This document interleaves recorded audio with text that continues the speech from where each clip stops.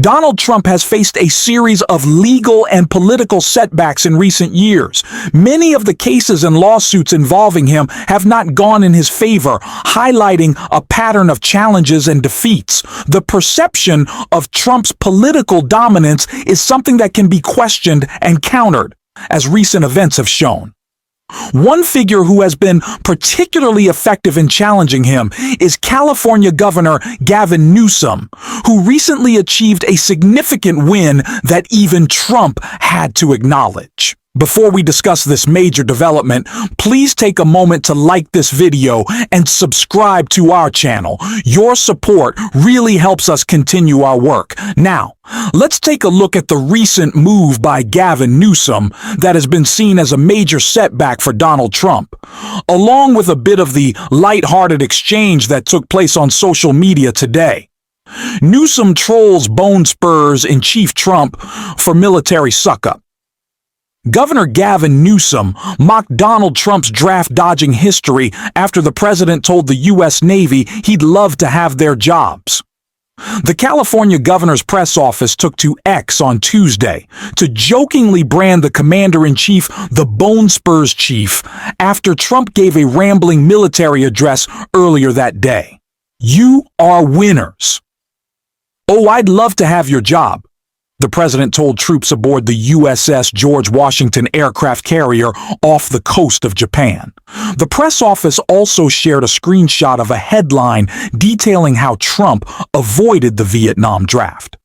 The headline is from a 2019 Military Times article that reports on Trump's former lawyer, Michael Cohen, claiming the president faked a medical condition to get a draft deferment. Mr. Trump claimed his medical deferment was because of a bone spur, but when I asked for medical records, he gave me none and said there was no surgery, Cohen told members of the House Oversight Committee in February of 2019. The president received a total of 5 deferments from the draft.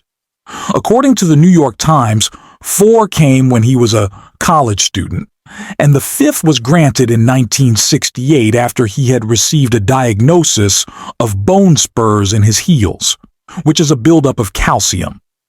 Trump, who of course has never served in a war, declared himself a war hero in August after ordering the bombings of Iran.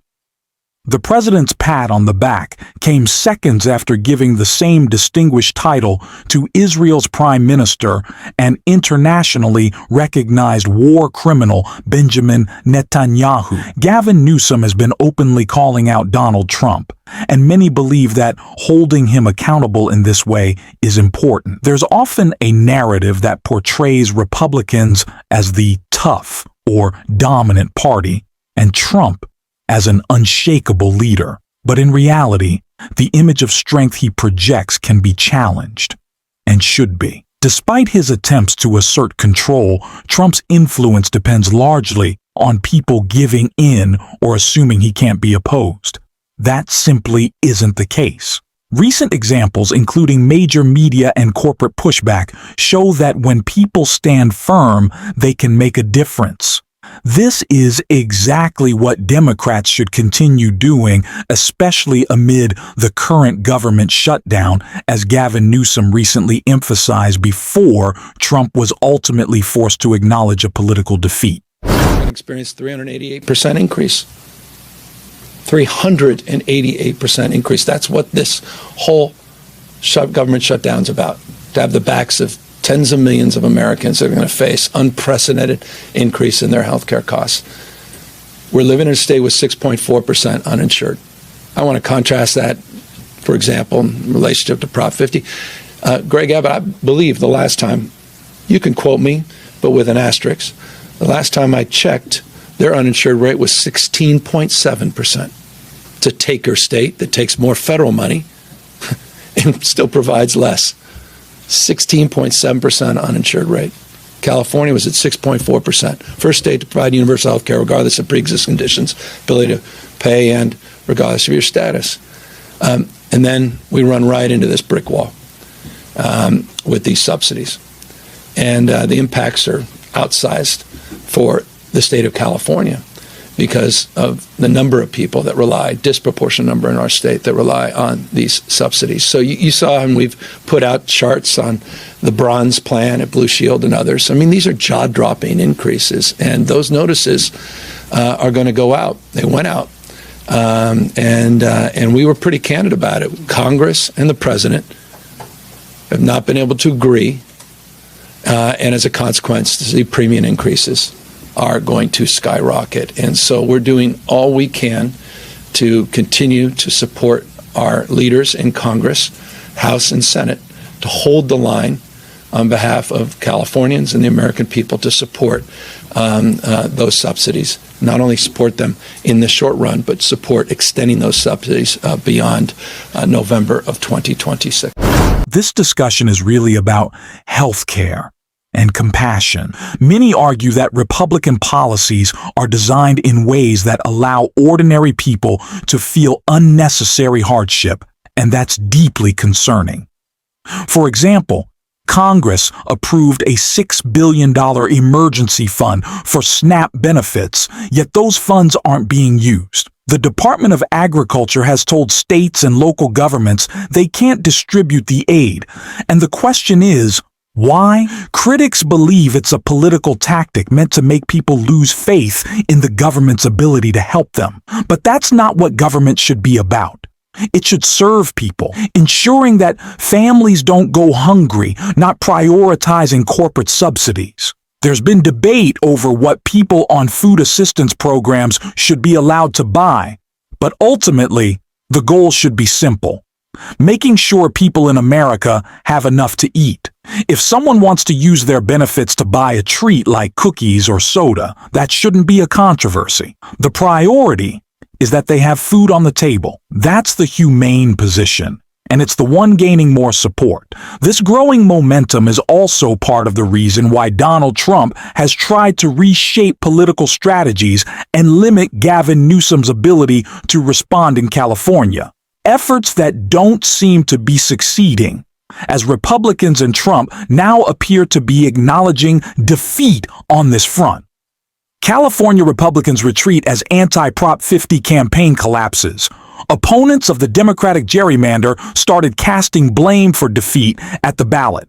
Republicans appear to have all but abandoned their efforts to defeat a Democratic gerrymander of California's House district 1 week before it goes before voters. As Democrats pummel the state with Yes on 50 advertising, the Republican side of the battle has gone quiet.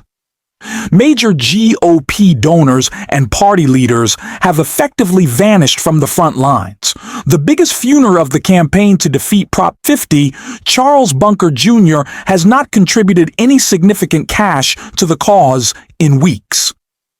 In his Protect Voters First Committee, cut its weekly spending from more than $4 million to less than $300. The other opposition committee, Stop Sacramento's Power Grab, spent $155,000 on advertising last week compared to $3.8 million from Governor Gavin Newsom, who has now humiliated Donald Trump. So much so that he posted this video. You can't even make this up. 1.2 million contributions. We've raised $38 million together. Enough. Thank you. I never thought I'd ever say that. We've raised enough money to win this campaign. Doesn't mean we've won the campaign, quite the contrary, but we reached our goals. We reached our budget. And I just want to thank you for reaching in your pocket. I know what $5, $10 means. A lot of people, it means everything. And the fact that you stepped up from all 50 states to get us in this position to win the campaign is extraordinary. So please don't send any more money to the Yes on 50 campaign, but don't think for a second we can run the 90-yard dash. This election is not over, so let's do everything in our power to focus on getting out the vote. But you stepped up and you stepped in. Mad respect to all of you. Thank you. Gavin Newsom didn't just defeat Donald Trump, he completely outperformed him and even had a little fun doing it. His success was so overwhelming that Democrats nationwide rallied behind him, raising nearly $40 million for the cause. Newsom's confidence is clear. He's now saying they don't even need more donations because victory is within reach. While Republican-led gerrymandering continues in states like Texas and North Carolina, there's growing pushback from places like Illinois and Maryland, and especially Virginia. There, Democratic leaders are preparing to redraw maps ahead of the next administration, a key step in protecting fair representation. Across the country, the fight continues, and Trump's influence seems to be fading. Democrats just need to stay unified. This isn't about partisanship. It's about defending democracy from corruption and authoritarian tactics. Every seat, every state matters in this moment. But I want to ask you one more thing before you go, as long as I have you, because you're chairman of the Oversight Committee. Right. There's a Reuters report today on the Trump family's crypto ventures. Based on the family's own financial disclosures, Reuters found the Trump organization's income from the first half of this year shot from $51 million to $864 million. About $800 million of that is from crypto. And the story details how most of the buyers are foreign investors and how all this money is going to belong to Trump when he leaves office. Is this something that you're going to look into at all? Well, it's something that we are, like you, reading about this. We're trying to digest it. The difference between the way the Trump family is operating and the Biden family is they're admitting they're doing this. The president campaigned as a business guy. I'm not defending the policy. I think there need to be ethics reforms, and I had a bill that Jamie Raskin killed last session because he thought that Kamala Harris was going to win the presidency, but it would have increased the disclosure. So as long as you disclose your income and disclose the sources, I think that's acceptable. If you lie about the income, you say, I never received money from China, and then we subpoena your bank records and there's $5 million from China, I think that's a problem. So, I think it's a legitimate question. A lot of people are concerned, especially since the crypto industry isn't regulated. But as my position now, as long as the president's disclosing this, and they're filling out disclosures and they're answering questions. He answers questions about it. If you ask him about his crypto, he'll say, yes, they've got the best crypto country in the world. Now, do the voters like that? I think that's going to be an issue in the next presidential election. I think it's a fair question. But from an ethics standpoint and from an oversight standpoint, the president is disclosing this income, and that, I think, is the most important part, the transparency. Reports suggest that the Trump family has earned hundreds of millions of dollars through various cryptocurrency ventures, with some estimates placing the number around $800 million. Analysts like Jessica Tarloff have even noted that nearly half of Donald Trump's reported wealth now comes from crypto-related projects. Many of these ventures involve questionable tokens and partnerships with controversial figures in the crypto world, including executives previously tied to major financial scandals. This raises serious concerns about corruption and transparency. While everyday Americans struggle with rising costs of living, healthcare, and housing, Trump appears to be profiting from an industry that contributes to high energy use and environmental strain. It's time to shine a light on this, to ask hard questions and hold leaders accountable for putting personal gain over public good. If you want to keep these conversations going, don't forget to like, subscribe, and drop a blue heart in the comments. And until next time, I will see you soon.